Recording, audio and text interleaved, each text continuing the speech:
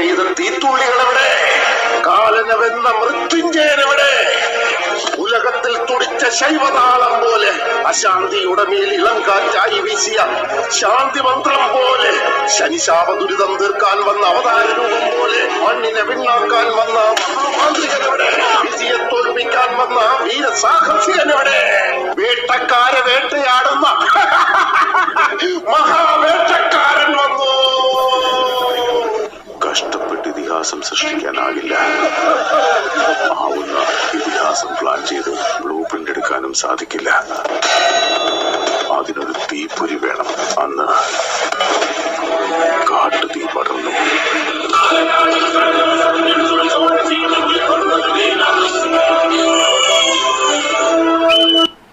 Monster. ഏതെങ്കിലും 10 പേരെ തല്ലി ഡോണായവനല്ല ഞാൻ തല്ലിയ 10 പേരും ഡോണുകള്. മണ്ണിൽ വീണ ഈ മണ്ണിന് നീ ഇത്രയും വെപ്രാളപ്പെടുന്നുണ്ടെങ്കിൽ നിന്റെ കഷ്ടപ്പാട് എനിക്ക് മനസ്സിലായി. പ്രപഞ്ചത്തിൽ അമ്മയേക്കാൾ വലിയ പോരാളി മറ്റാരുമില്ല. ട്രിഗറിന്റെ മേൽ വിരൽ വെച്ചവരൊന്നും ഷൂട്ടറാകില്ല. പെണ്ണിന്റെ മേൽ കൈവച്ചവനൊന്നും ആണുമാകില്ല. എന്റെ യോഗ്യത എന്തെന്ന് എന്നെ സ്നേഹിച്ചവർക്കൊഴികെ വേറെ ആർക്കും മനസ്സിലാകില്ല. Let's experiment a little bit with circuits.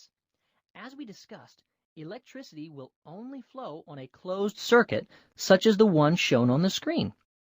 Notice that the electrons flow through the wire and each of the bulbs before they return to the battery. If one of the wires breaks, a gap occurs in the circuit and all the lights go out.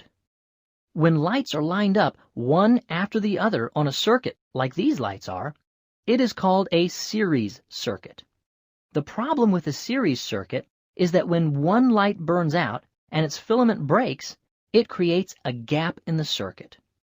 All the lights go out because electricity won't be able to flow to the other bulbs. This problem can be solved with a parallel circuit. In a parallel circuit, the wires that are connected to light bulbs run parallel to each other rather than having all the bulbs in a row.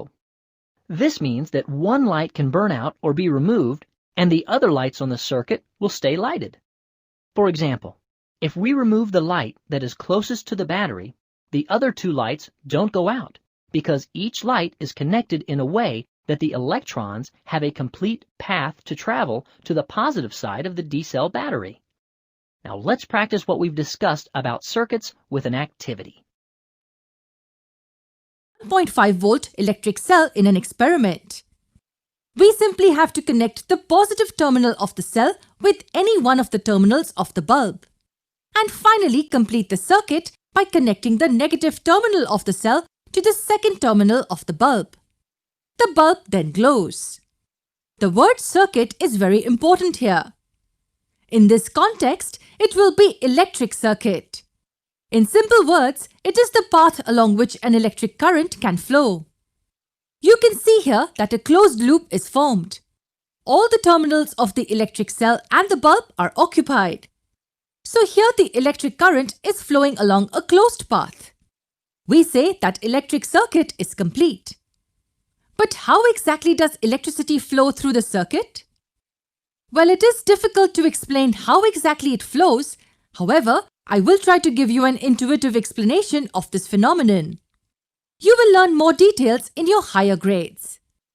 Basically, it's said that electricity or electric current is a flow of electrons in one direction.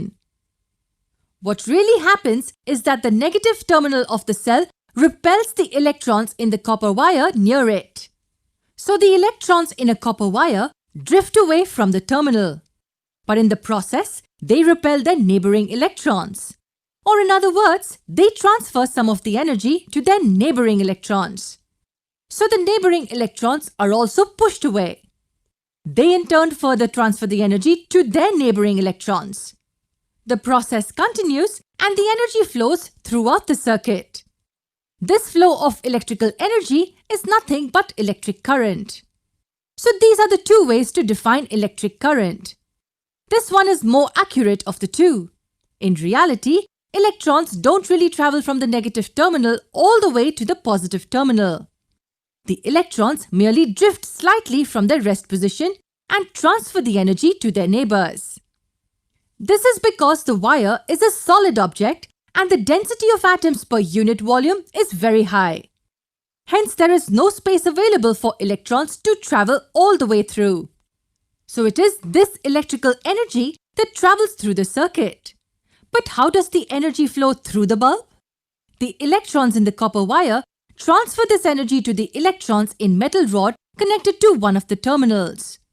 This energy then flows through the rod, through the filament and out from the second terminal. So in this way, the energy is transferred through the bulb. But when the energy flows between the two ends of filament, it heats the filament up, which in turn glows and gives off light. So I hope that you're now clear about how the electricity travels through a circuit. But for how long will this energy keep flowing? The energy flows as long as the circuit is connected or until the cell dies out. So we learned that the circuit must be complete for the bulb to light up. But is this the only way for the circuit to be complete? Well, if we interchange the wires connected to the two terminals of the bulb, then the circuit is still complete. So the bulb will still glow. Now look at this circuit. Is it complete? No, it isn't. Not all the terminals of the system are occupied. For instance, this terminal is not connected to the circuit. Here both positive and negative terminals of the back terminal directly to the positive terminal of the cell. Not only will the bulb not glow, but it will get even worse. The battery might explode and may severely injure us. You should never connect the positive and negative terminals directly. This heats up the wire quickly and at the same time the battery also drains really fast.